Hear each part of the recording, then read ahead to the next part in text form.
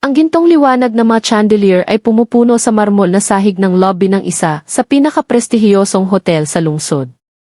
Ang mga bellboy na naka-crisp na uniforme ay nagpapagulong ng luggage carts habang dumadaan sa mga bisita na nakasuot ng designer clothes, samantalang ang receptionist ay mabilis na nagtatype sa likod ng makintab na front desk.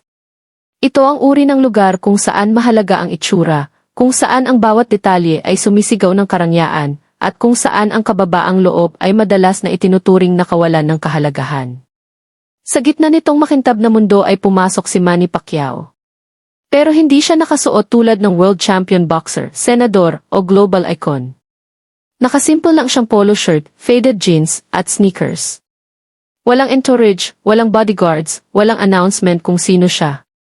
Isang lalaki lang na may dalang simpleng travel bag, ngumingiti ng magalang habang papalapit sa reception counter. Halos hindi man lang tumingin ang receptionist, nakafocus pa rin sa computer screen. Nang sa wakas ay tumingin siya, mula ulo hanggang paa ang tingin niya kay Manny, at may bahagyang smirk sa labi. Yes, tanong niya ng flat, parang inaabala siya.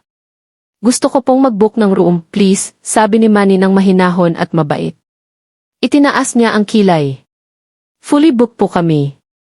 Tumingin si Manny sa paligid. Hindi naman crowded ang lobby. May mga guest na nag-check out, may mga bagong darating, malayang gumagalaw ang staff. Hindi talaga mukhang fully booked. Pero tumango pa rin siya ng magalang. I see. Baka naman po pwede niyong i-check ulit. Humalinghing ang receptionist, dahan-dahang nagtatype ng sadya. May ilang kasamahan niya na lumapit, nagbubulungan habang sumulyap-sulyap kay Manny. Ilan din sa mga guest sa pila ang napansin, may mga natatawa ng mahina. Sa kanila, mukhang totally out of place si Manny sa luxury na lugar na to. Sabi ko na po sa inyo, sir, sabi ng receptionist ng matalim pagkatapos ng ilang sandali. Full po kami. Baka subukan niyo na lang ang ibang hotel. Yung mas abot kayang. Puno ng condescension ang tono niya, bawat salita ay maihalong arrogance. Hindi nag-react ng malakas si Manny. Tahimik lang siyang nakatayo, kalmado ang postura. Para sa iba, baka magalit o mahiya na, pero nanatili siyang composed, tahimik na nagmamasid, walang galit sa mata. Sa paligid niya, lumakas ang bulungan. May mga guest na may mild amusement, may curiosity. Sino ba tong lalaking simpleng damit, gustong mag-book sa hotel para sa mayayaman? Ordinaryo lang ang eksena, isa pang araw sa lugar kung saan hinuhusgahan ang tao base sa damit at status. Pero sa ilalim nito, may malakas na mangyayari. Dahil sa wala pang 0 minuto, ang hotel na puno ng grandeur at pride na to ay manginginig sa core nito. At ang mismong receptionist na nang uyam sa isang kino body, ay malapit nang ma-realize na tinanggihan niya ang isa sa pinakarespetadong lalaki sa mundo. Nabastos ka na ba dati dahil lang sa itsura mo? Sabihin mo sa comments. At huwag kalimutang mag-subscribe dahil baka mas lalong mag-inspire sa iyo ang kwento bukas. Tahimik na nakatayo si Manny sa reception desk, magaan ang kamay sa travel bag, kalmado ang pasensya niya, pero nagbabago na ang energy sa lobby. Ang simpleng request para sa room ay mabilis nang naging spectacle. Sumandal ang receptionist sa upuan, nagtatap ng manicured nail sa counter na parang hinahamon siyang magsalita pa. Ang kasamahan niya sa katabi, isang younger man na nakamatching blazer, lumapit at bulong ng sapat para marinig ni Manny, akala siguro budget into. Tumawa siya ng mahina, natatawa sa sariling biro. Tumawa rin ang receptionist ng mahina, umiling. Sir, sabi niya ng puno ng sarcasm. Sabi ko na po, wala kaming available para sa inyo. Huwag niyo pong i-hold up ang pila. Nagpalitan ng tingin ang mag-asawang nasa likod ni Manny. Ang isa, isang businessman na naka-tailored suit, bulong, may mga taong hindi alam ang lugar nila. Mahinang tumawa ang asawa niya na parang sumasang-ayon, pero hindi nag-react si Manny. Sa halip, marahang lumayo siya, pinayagan ang mag-asawa na mag-check-in. Lumipat siya sa leather chair sa lobby, inilagay ang bag sa sahig at umupo ng hindi nakaslouch o defensive. Tahimik lang siyang naghintay. Nagulat ang ilang nanonood. Bakit hindi siya nagmalaki? Bakit hindi siya umalis ng galit? Sa halip, ang katahimikan niya ay nagpapahiwatig na hindi komportable ang mga nanunuya sa kanya. Patuloy na sumulyap ang receptionist sa kanya, halos naiinis na hindi siya umalis. Lumipas ang mga minuto. dumadaloy pa rin ang mga guest. Nagmamadali ang bellboy, tumutunog ang telepono sa front desk, at abala ang receptionist sa ibang customer. Pero nanatili ang inis niya kay Manny. Sa wakas, pagkatapos ng ilang minuto, itinaas niya ang boses ng sapat para marinig sa buong lobby. Sir, tawag niya, nagpapanggap na magalang pero hindi maitago ang contempt. Sabi ko na po, hindi namin kayo matutulungan dito. Pwede kayong maghintay kung gusto nyo, pero walang magbabago. Dumarami ang tumitingin kay Manny. Parang ripple sa tubig ang bulungan sa lobby. Bakit hindi na lang siya umalis? Baka wala siyang pera. Mukha siyang ordinaryo. Pero nanatili si Manny ng ganoon, kalmado, tahimik, mapagmatsyag.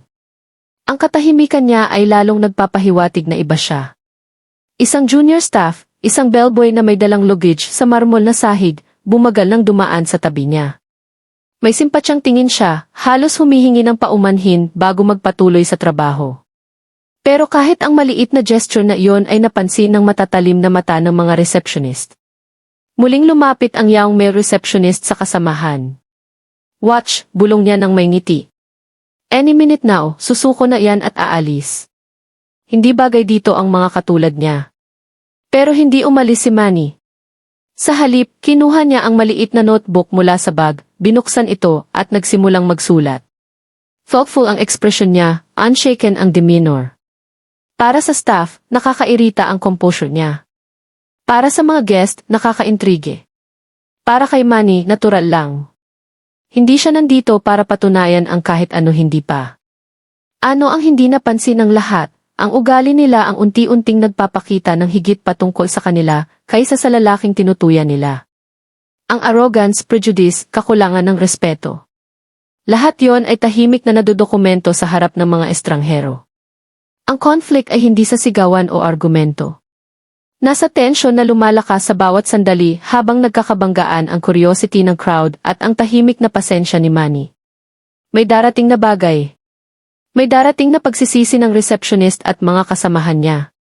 Dahil hindi nila nakita, ang ordinaryong lalaking to ay hindi ordinaryo. At malapit nang magbukas ng malapad ang mga pader ng arrogance nila sa katotohanan. Patuloy ang hum ng lobby pero hindi nawala ang tension. Tahimik na nakaupo si Manny sa leather chair, nagsusulat ng ilang notes sa maliit na notebook, kalmado at unbothered ang itsura. Hindi siya mukhang lalaking kakahiya lang publicly. Sa wakas, pagkatapos ng ilang minuto, tumayo siya at bumalik sa front desk. Tumingin ang receptionist ng naiinis, parang personal na insulto ang pagbabalik niya. Yes, sabi niya ng matalim. Ngumiti ng maliit si Manny. Nag-iisip lang po ako, simula niya ng mahinahon, kung pwede niyong i-check ulit. Minsan, konting effort lang, malaking tulong na sa taong nangangailangan. Tumaas ang kilay ng receptionist. Sir, sinabi ko na po, full kami. Wala po dito para sa inyo. Malakas na ang boses niya, kaya may ilang guest na tumingin. Hindi nag-react ng malakas si Manny. Sa halip, bahagyang iniling ang ulo, malambot ang mata. Sabihin mo nga po, tanong niya ng mabait. Ganito ba kayo trato sa lahat ng guest, o sa mga hindi lang mukhang mayaman? Nagulat ang labi ng receptionist. Namula ang pisngi sa inis. Excuse me. Alam mo, patuloy ni Manny sa parehong kalmadong tono. Hindi lahat ng pumapasok dito ay nakasuot ng mamahaling damit, pero bawat tao na pumapasok ay may karapatan sa respeto. Hindi ba? Parang bato na binato sa tubig ang mga salita, nagpapakita ng ripples sa mga nanonood. May ilang naghihintay na guest na nagpalitan ng tingin, nagbubulungan. May ilan ding tumango ng tahimik na sumasang-ayon. Nanigas ang receptionist. Sir, hindi ko po kailangan ng lecture. 5-star establishment to, hindi namin basta-basta tratuhin ang mga tao na parang walang halaga. Tapos na ni Manny ng malambot. Ang young male receptionist sa tabi niya ay tumawa, sinusubukang i-lighten ang moment. Look, sir, baka subukan niyo ang hotel na mas suitable. Para to sa may standards. Tumingin si Manny sa kanya, nanatiling patient ang ekspresyon. Standards, ulit niya. Sa damit at wallet lang ba sinusukat ang standards? Nawala ang smirk ng young man sa matatag na tingin ni Manny. Sa ngayon, marami ng guest na bukas na nanonood. Isang babae sa elegant red dress ay bulong sa kasama, maganda ang point niya. Bahagyang lumapit si Manny sa counter, malambot pa rin pero mabigat ang boses. Ano ang gagawin niyo? Tanong niya sa receptionist. Kung may pumapasok na talagang nangangailangan, pagod, gutom, hindi naman nakaayos ng maayos, itataboy niyo rin ba? Tumigas ang mukha niya. Hindi po yon ang problema ko. Trabaho ko po na panatilihin ang standard ng hotel. Ang mga taong hindi kayang magbayad, hindi dapat mag-try. Tumigil si Manny, hinayaang lumutang ang mga salita sa hangin, tapos ay nagtanong siya ng isa pang tanong na parang tumusok sa makintab na ibabaw ng arrogance niya. At kung isang araw, sabi niya ng dahan-dahan, ikaw mismo ang nasa posisyon na yon. Kung mawala ang lahat sa iyo at kailangan mong tratuhin ng may dignidad kahit anong itsura mo. Lalong tumahimik ang lobby. Kahit ang tunog ng luggage wheels ay humupa. Mabigat at hindi maikakaila ang mga salita ni Manny sa hangin. Sa unang beses, mukhang nagulat ang receptionist. Nag-iwas siya ng tingin, nawawala ang confidence, pero mabilis niyang tinakpan ng isa pang sneer. Hindi po yon mangyayari sa akin, sabi niya ng dismissive. Tinitigan siya ni Manny sandali tapos tumango ng maliit. I see, bulong niya. Sa likod niya, dumaan muli ang simpatsyang bellboy kanina, may dalang bags. Bumagal siya ulit, tumingin kay Manny ng may quiet admiration. Naririnig niya ang mga tanong at tumama sa kanya. Hindi tulad ng mga boss niya, alam niya ang sakit ng pagiging hinusgahan ng hindi patas. Napansin ni Manny ang tingin niya at ngumiti ng maikli at reassuring bago bumalik sa receptionist. Alam mo, sabi ni Manny ng mahinahon. Ang kabutihan ay hindi nagkakahalaga ng piso, pero ang arrogance ay maaaring magastos ng lahat. Nag-cross ang braso ng receptionist, visibly flustered. Tapos na po ba, sir? Hindi agad sumagot si Manny. Tahimik lang siyang nakatayo na parang binibigyan siya ng last chance na mag-isip. Tapos ay lumayo siya ulit, bumalik sa upuan ng parehong tahimik na pasensya. Pero may nagbago na. Ang mga tanong niya ay nagperturbate hindi lang sa receptionist, kundi sa buong lobby. Ang mga guest na dati ay natatawa ay naging thoughtful na. Kahit ang junior staff ay umiiwas ng tingin, nahihiya sa ugali ng mga senior. Ang katahimikan ni Manny ay nagsalita ng mas malakas kaysa sa anumang sigawan. At kahit hindi pa nila alam, ito ay simula pa lang ng mas malalim na kwento na malapit ng magbukas. Ano ang gagawin mo kung ganito ang trato ng hotel staff sa iyo? Lalabas ka ba, mag-aaway o mananatiling kalmado tulad ni Manny? Sabihin mo sa comments dahil mahalaga ang opinyon mo. Ang katahimikang nanatili pagkatapos ng mga tanong ni Manny ay mas mabigat pa sa mga chandelier sa itaas ng lobby. Nagagalaw ng hindi komportable ang receptionist, sinusubukang ibalik ang composure, pero natitinag na ang confidence niya. Ang mga salitang "ano kung ikaw pa" ay umalinggawa o hindi lang sa isip niya, kundi sa tenga ng lahat na nakarinig. Sa oras na yon, ang yaong bellboy na may simpatya kanina ay tahimik na lumapit kay Manny. Nag-aalangan ang hakbang, hawak ang handle ng luggage cart. Lumapit siya, mababa pero sincere ang boses. Sir, pasensya na po sa ginawa nila sa inyo, sabi niya, sumulyap ng nerbiyo sa front desk. Hindi po lahat dito ganyan. Tumingin si Manny sa kanya, mainit ang ekspresyon. Ano ang pangalan mo? Daniel po, sagot ng bellboy ng mahina. Tumango si Manny. Daniel, sabihin mo nga. Ganito ba lagi ang trato nila sa guests? Nagdalawang isip si Daniel. Sumulyap ulit sa receptionist tapos bumalik kay Manny. Nilunok niya ang laway. Hindi po palagi. Pero kapag akala nila hindi bagay ang guest, ganyan po. Tinitigan siya ni Manny, nararamdaman ang bigat ng mga salita. Sumandal siya sa upuan, inviting ang tono. At ikaw? Matagal ka na ba dito? Nagpalipat-lipat si Daniel sa paa. May pride at pagod ang boses. 3 years po. Nagsimula ako noong 19. Nagkasakit ang nanay ko kaya tumigil ako sa pag-aaral para tulungan sa gamot. Ito lang po ang trabaho na nakuha ko. Lumambot ang mata ni Manny. Siguradong mahirap yan, maraming responsibilidad sa murang edad. Sumikip ang lalamunan ni Daniel pero nagpatuloy. Po. May araw na double shift. Binubuhat ko ang bags na mas mabigat pa sa akin, tumatakbo para sa errands, tapos sinisigawan pa kung mabagal. Sabi ng manager, dapat laging nakangiti kahit ano. Pero minsan Bahagyang pumiyok ang boses niya. Minsan mahirap umiti kapag umuwi ka at hindi mo mabayaran ang full rent. Tumango ng dahan-dahan si Manny, hinayaang lumubog ang mga salita. Ginagawa mo ang best mo, Daniel, at mahalaga yon. Nagulat si Daniel sa compassion sa boses ni Manny. Kaunti lang ang guest na nagtatanong tungkol sa buhay niya, lalo na ang nakikinig. Bahagyang lumapit si Manny, binaba ang boses na parang direktang sinasabi sa puso ni Daniel. Sabihin mo nga, alam ba ng iba ang struggle mo? Umiling si Daniel. Wala pong pakialam. Para sa kanila, isa lang akong worker, invisible. Minsan tinatawanan pa nila ako. Sabi nila, hindi ako magiging totoo. Kahit ang receptionist, minsan sinabi niya, dapat magpasalamat lang ang mga katulad ko na humihinga ng parehong hangin sa guests. Bahagyang tumalim ang tingin ni Manny, pero lumambot ulit ng magtanong. At paano ka naramdaman nun? Nagbigay si Daniel ng malungkot na ngiti. Maliit. Parang wala akong halaga. Pero sinusubukan kong hindi ipakita. Nagpapatuloy lang ako dahil kung tumigil ako, wala nang mapagkukunan ang pamilya ko. Sumandal si Manny, puno ng empathy ang katahimikan niya. Sa isang sandali, parang nawala ang abalang lobby sa background. Ang makintab na marmol, ang polished brass railings, ang kwentuhan ng guests. Wala iyon kumpara sa raw honesty sa mga salita ni Daniel. Daniel, sabi ni Manny sa wakas, matatag ang tono. Hindi ka invisible. Ang struggle mo, ang sacrifice mo, higit pa iyan sa mga chandelier ng hotel na to, higit pa sa makintab na pader nila. Dahil dala mo ang pagmamahal sa pamilya na mas mahalaga pa sa anumang luxury. Lumaki ang mata ni Daniel, namumuo ang luha pero ayaw bumagsak. Sa unang beses sa maraming taon, may nagsalita sa kanya hindi bilang servant, kundi bilang tao na may halaga. Hindi nila alam, may ilang guest sa malapit na nakarinig ng usapan. Nag-umpisa ulit ang bulungan pero hindi na nanunuya. Thoughtful na ang tingin ng iba, kahit guilty.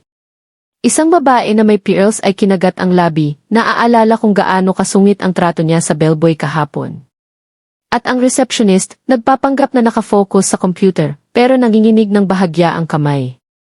Ang gentle questions ni Manny at ang kwento ni Daniel ay tumusok sa glossy bubble ng arrogance na kinalalagyan niya. Hindi na nakatago ang backstory. Lumitaw ito ng raw at hindi maikakaila, iniiwan ang lobby sa quiet reflection. Pero hindi pa tapos si Manny. Alam niyang may higit pang katotohanan na matutuklasan, hindi lang tungkol kay Daniel, kundi sa mismong kultura ng hotel na to. At malapit nang makita rin ang buong mundo. Ang bigat ng mga salita ni Daniel ay nanatili sa hangin tulad ng unspoken truth na gustong itago ng hotel. Tahimik na nakaupo si Manny, tumatango, hindi inaalis ang tingin sa yaong bellboy. Pero hindi tipo ni Manny na tanggapin lang ang isang kwento. Gusto niya ang full picture. Kaya pagkatapos ng katahimikan, tanong niya ng mahinahon, Daniel, kung tatanungin ko ang iba rito tungkol sayo, ano kaya ang sasabihin nila? Nanigas ang balikat ni Daniel. Siguro po sasabihin nila clumsy ako o mabagal. May staff na tumatawa kapag natitisod ako sa luggage carts, pero hindi nila nakikita na 4 hours lang ang tulog ko. Sumandal si Manny. Alamin natin. Tumayo siya at kalmadong lumapit sa grupo ng staff malapit sa gilid ng lobby. Napansin ito ng receptionist at tumuwid, namumula sa inis. Sir, tawag niya ng malakas. Sabi ko na po, full kami. Walang saysay na guluhin ang staff. Hindi pinansin ni Manny ang sakit sa salita. Sa halip, lumapit siya sa isang housekeeper na nag-aayos ng flowers malapit sa elevator. Excuse me po, sabi ni Manny ng magalang. Kilala niyo po ba si Daniel? Ang bellboy. Natigilan ng babae, nagulat sa tanong. Sumulyap siya ng nerbiyos bago sumagot ng mababa. Opo, isa po siya sa pinakamagaling na worker dito, laging sumasakop ng extra shifts. Minsan nakikita ko siyang natutulog sa storage room sa break niya dahil hindi niya kayang umuwi sa pagitan ng shift. Lumambot ang ekspresyon ni Manny. At gayon pa man, sabi ng housekeeper, trinato nila siyang basura. Sabi ng management, hindi siya bagay sa image ng hotel. Gusto nila ng staff na polished, hindi mga batang galing sa mahirap na parte ng bayan. Sa malapit, may isa pang staff, isang older porter, na nakarinig at sumali. Gruff pero puno ng quiet respect ang boses niya. Ang batang yon, mas maraming puso kaysa sa kahit sino dito sa building. Nakita ko siyang nagbigay ng kalahati ng lunch niya sa bagong trainee na walang pagkain. Pero ang managers, hindi nila nakikita yon. Ang nakikita lang nila ay batang naka-worn out uniform na hindi nagrereklamo kapag dinagdagan pa ng trabaho. Kumalat ang bulungan. Ang mga guest na nagpapanggap na hindi nakikinig ay lumapit. May ilan pang naglagay ng drinks nila. Nag-spark ang curiosity nila. At saka isang guest, isang well-dressed businessman, ay nagdagdag ng boses. Matagal na akong tumutuloy dito. Isang beses, binuhat niya ang 6 kong maleta pataas ng 3 hagdan nang masira ang elevator. Tinanggihan niya ang tip dahil sabi niya, "Sir, bayad na po kayo sa service." Hindi ka makakahanap ng honesty na ganun kahit saan. Tahimik ang lobby. Ang katotohanan ay dumadaloy, isa-isa ang boses. Sa wakas, tumalikod si Manny sa receptionist, kalmado pero matatag ang tono. Mukhang higit pa si Daniel kaysa sa ipinakita niyo. Nagkagat ang panga niya. "Sir, please. Nagkakagulo po kayo. Highly inappropriate po too." Pero hindi nagpatinag si Manny. Ang boses niya ay sapat na lakas para patahimikin ang bulungan. Hindi. Ang inappropriate ay ang pagtuya sa mismong mga taong nagpapalago ng lugar na to. Ang inappropriate ay ang paghusga sa worth base sa itsura imbes na character. Naghalo ang crowd, tumatango. Isang babae na may pearls ay bulong, tama siya. Hindi ko napansin. Mukhang cornered na ang receptionist, crumbling ang arrogance sa bigat ng collective truth. Nakatayo nang naniga si Daniel, malapad ang mata. Hindi niya narinig na may nagsalita ng ganito para sa kanya. Mga taon ng tahimik na pagtitiis, ng paglunok ng disrespect, biglang lumitaw sa liwanag para makita ng lahat. Lumapit si Manny sa desk, matatag ang boses. Ang respeto ay hindi luxury na para lang sa mga may kakayahang magsuite. Ang respeto ay ang minimum na karapatan ng bawat tao. Tahimik ang lobby. Kahit ang chandelier ay parang sumasang-ayon. Sa unang beses mula nang pumasok siya, ang presence ni Manny ay nag-command sa buong kwarto. At kahit hindi pa nila alam, malapit na siyang gumawa ng isang bagay na magbabago ng lahat. Hindi lang para kay Daniel, kundi para sa buong hotel. Ang katotohanan ay nahayag na at walang balik. Nakatayo nang nanigas ang lobby, bawat mata nakafocus kay Manny. Ang bulungan ay nawala sa katahimikan, pinalitan ng expectant tension na dumidikit sa hangin tulad ng static bago ang bagyo. Dahan-dahang tumalikod si Manny, ang tingin ay nag-sweep sa buong kwarto. Ang receptionist na nanigas sa panik, ang staff na nagpapalitan ng tingin ng nerbiyos. Si Daniel na nakatayo, nakakuyom ang kamay, hindi sigurado kung iiyak o magtatago. At saka nagsalita si Manny. "Alam niyo ba kung sino ako?" Hindi malakas ang boses, pero dumaloy ito sa hall ng may unmistakable authority. Namutla ang mukha ng receptionist. Nagbuka ang labi niya, pero walang lumabas na tunog. May mga guest na huminga ng mahina, nagda-down ang recognition. May ilan pang bulong, Pacquiao. Si Manny Pacquiao yan. Ang bigat ng pangalan niya ay kumalat sa lobby tulad ng alon. Hindi na lang simpleng lalaki sa jeans, siya ay isa sa pinakarespetadong atleta at public figure sa mundo. Isang lalaki na umahon mula sa kahirapan hanggang sa kadakilaan, hindi sa arrogance, kundi sa kababaang loob at walang sawang sipag. Nagkagulo ang receptionist para sa salita. Hindi ko po alam." Itinaas ni Manny ang kamay, pinatahimik siya. "Iyon nga ang problema. Hindi mo alam pero hinusgahan mo. Hindi mo nakita ang guest. Nakita mo ang taong akala mo ay mas mababa sa'yo, at iyon ay hindi katanggap-tanggap." Sumunod ang gasps. Nagpalipat-lipat ng hindi komportable ang staff. Nagpalitan ng guilty looks ang guests. Tapos ay tumalikod si Manny kay Daniel. Lumambot ang boses. "Daniel, mas marami kang dignidad sa mga suot mong lumang sapatos kaysa sa buong hotel na to sa makintab na pader nito. Nagtrabaho ka sa sakit, kahihiyan at pagod. Hindi para sa sarili mo, kundi para sa pamilya mo. Iyon ay karapat-dapat sa respeto." Sumikip ang lalamunan ni Daniel. Sa isang sandali, hindi siya makahinga. Walang nagsabi ng ganong salita sa kanya. Wala sa managers, wala sa guests, wala kahit sa sarili niya. Hinarap muli ni Manny ang stunned crowd. Ang hotel na to ay proud sa luxury nito. Pero ang tunay na luxury ay hindi chandelier at silk drapes. Ang tunay na luxury ay ang pagtrato sa bawat tao ng may kabutihan. Kung wala iyon, lahat ng ito, itinuro niya ang makintab na lobby, ay walang laman na dekorasyon lang. Sumabog ang lobby sa murmurs ng agreement. Tumango ang guests, may ilan pang nagpalakpak ng mahina. Pinunasan ng porter ang luha sa mata. Yumuko ang housekeeper sa quiet gratitude. Pero hindi pa tapos si Manny. Kinuha niya ang phone mula sa bag, tumawag. Pagkatapos ng maikling usapan, ibinaba niya at inanunsyo, simula ngayon, personal kong sisiguraduhin na makakatanggap ng tamang medical care ang nanay ni Daniel at Daniel, kung gusto mo. Gusto kong isponsor ang pag-aaral mo para matapos mo ang nasimulan mo. Halos bumagsak ang tuhod ni Daniel, natakpan ang bibig, binaha ng luha ang mata. Ang batang dati invisible ay ngayon nasa gitna ng paghanga. Lumabog ang receptionist sa upuan, humiliated. Ang arrogance na dating nagbigay ng confidence ay ngayon hubad sa harap ng crowd. Inilagay ni Manny ang reassuring hand sa balikat ni Daniel. Hindi pa tapos ang kwento mo. Ngayon lang ang simula. Puno ng palakpakan ang lobby, mas malakas ngayon, genuine at heartfelt. Nagpalakpak ang guests, hindi para sa boxing legend, kundi para sa lalaking gumamit ng boses para buhatin ang iba. Sa moment na iyon, kumpleto na ang transformation. Ang batang dati tinutuya ay ngayon ipinagdiriwang, at ang hotel na humusga base sa itsura ay napilitang harapin ang sariling pagkukulang.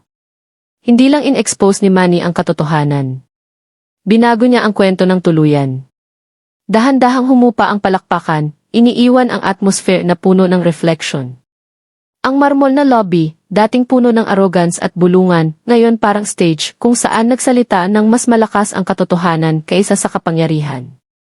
Nanginginig pa rin si Daniel, basa pa ang mata. Tumingin siya kay Manny, sinusubukang magsalita, pero ang tanging nasabi ay malungkot na, "Salamat po, sir. Salamat sa pagkakita sa akin." Umiti si Manny, inilagay ang dalawang kamay sa balikat ng binata. "Huwag mo akong pasalamatan. Salamat sa sarili mo. Ang honesty mo, sipag mo, at kabutihan mo ang nagbigay daan sa moment na to. Binigyan ko lang ng boses ang katotohanan na nandyan na." Tahimik ang crowd, nakikinig sa bawat salita. Ang mga guest na dati tumawa o nag-dismiss kay Daniel ay ngayon tumitingin sa kanya ng may paghanga at siguro kaunting hiya sa naunang assumptions. Kahit ang businessman na nang uyam kanina ay lumapit kay Daniel at nag-abot ng kamay. "Anak," sabi niya, mas malambot na ang boses. "Mali ako sa paghusga sa'yo. Malinaw na sa akin ngayon." Nagkamay si Daniel nang nag-aalangan, stunned sa biglaang reversal ng respeto. Samantala, nakaupo nang nanigas ang receptionist sa likod ng counter, nabawasan ang arrogance sa katahimikan. Tumingin si Manny sa kanya ng isang huling beses. "Hindi ito tungkol sa akin. Ito ay tungkol sa paano natin tratuhin ang iba kapag walang nakatingin. Ang titles, uniforme, o bank accounts ay hindi nagde-define ng worth ng tao. Ang respeto ay ang currency na karapat-dapat sa bawat tao." Bumaba ang tingin niya sa desk, pinalitan ng hiya ang smugness na ipinagmamalaki niya kanina. Sa siguro unang beses, wala siyang masabi. Nagsimula ulit ang palakpakan, ngayon hindi lang para kay Manny, kundi para sa mensahe mismo, isang collective acknowledgement na may nagbago sa kwarto. Lumapit si Manny kay Daniel at bulong, "Ito ang moment mo. Tumayo ng matatag. Mula ngayon, iba na ang tingin ng tao sa'yo, pero huwag mong kalimutan, ang tunay na lakas ay nagmumula sa kababaang loob."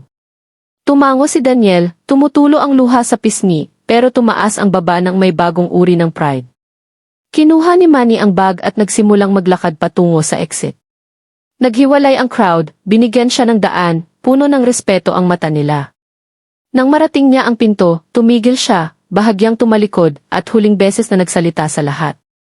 "Tandaan niyo," sabi niya, kalmado pero malakas ang boses. "Ang pinakamalaking tagumpay ay hindi sa ring o sa negosyo. Ito ay sa paano natin tratuhin ang mga mukhang mas maliit sa atin, dahil isang araw, baka ang kabutihan nila pa ang magliligtas sa atin." Pagkatapos noon, lumabas siya, iniiwan ang lobby na forever changed. Nakatayo nang nakaruot si Daniel sa lugar, hawak ang lumang bag ng gamit. Pero ngayon, hindi na parang baggage. Parang pruweba na kung gaano kalayo ang narating niya at kung gaano pa kalayo ang kaya niyang puntahan. At nang sumara ang pinto sa likod ni Manny, parang nag-iba ang hinga ng buong hotel. Mas kaunti ang arrogance, mas marami ang awareness. Dahil sa ilang minuto lang, isang lalaki ang nagpaalala sa kanilang lahat ng isang bagay na walang hanggan. Na ang dignidad, respeto, at kabutihan ay mas mahalaga pa sa chandelier, marmol o ginto. Kung hinawakan ng kwentong ito ang puso mo, huwag kalimutang mag-like, mag-share at mag-subscribe. At sabihin mo sa comments kung saan ka nanonood dahil mahalaga rin ang kwento mo.